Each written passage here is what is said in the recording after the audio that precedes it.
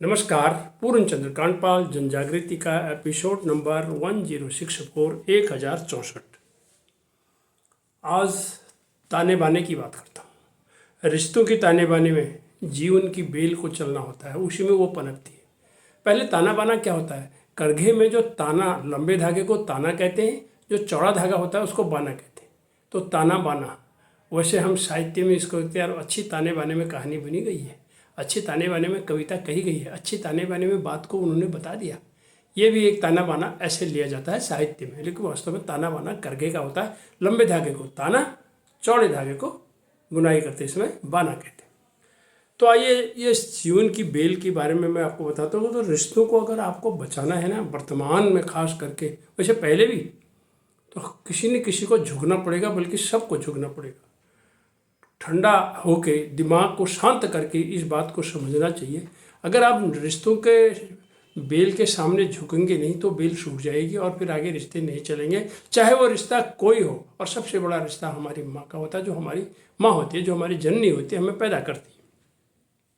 तो मनुष्य एक सामाजिक प्राणी है, लेकिन वो पारिवारिक प्राणी हो जाता है बाद में। जब बड़ा होता है फिर उसके रिश्ते आ जाते हैं, और फिर सभी आ गए। आप हिसाब लगाइए, घरों में सारे हमारे रिश्तेदार।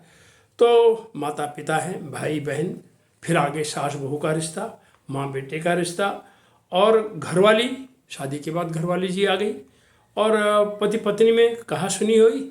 और उसके बाद फिर भी पत्नी रोटी बनाती है, वो रोटी बनाती है। ये अलग बात है कि कहीं कहीं कोप भवन में चली गई तो ज़्यादा ही तो रोटी नहीं बनाएगी, सुनता हूँ मैं, लेकिन वो फिर भी बनाती हैं। और कहा सुनी खत्म हो जाती है, फिर ऐसे शुरू हो जाता है जिंदगी का खेल। और यदि पति पत्नी दोनों महसूस करें तो घर में शांति बनी रह सकती है। फिर होए बच्चे। अब जब साथ रहते हैं तो रूठते हैं, तो फिर रूठते हैं तो मनाते भी हैं। अब कौन रूठे कौन मनाए? हर बार एक ही रूठने का ठेका एक ने ले लिया, और मनाने का एक ठेका एक ले लिया, वो भी एक दिन थक जाएगा। भैया थोड़ा सा रूठो, मनाओ, तुम भी मनाओ, तुम भी मनाओ, तुम भी रूठो, तुम भी रूठो। गृहस्थी की गाड़ी चलेगी नहीं ऐसे। वो तो शादी के दिन ही कह रखा है, 7 फेरे लगाए तो 7 वचन तुमने दिए, 7 वचन उन्होंने दिए। तुमने भी कहा मानेंगे, उन्होंने भी कहा माने। साक्षी थी वहाँ पर, अग्नि जली हुई थी, भूलो मत यार, उस बात को मानो। तो इससे आपको शांति मिलेगी और आप समझेंगे, फिर गुस्सा थोड़ा शांत हो जाएगा। अब समस्या होती है कि जब झगड़ा हो जाए तो पहले कौन बोलेगा?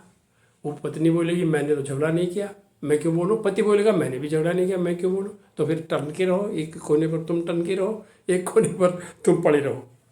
तो दोनों तरफ से ऐसे फिर परेशान रहो और टेंशन में रहो।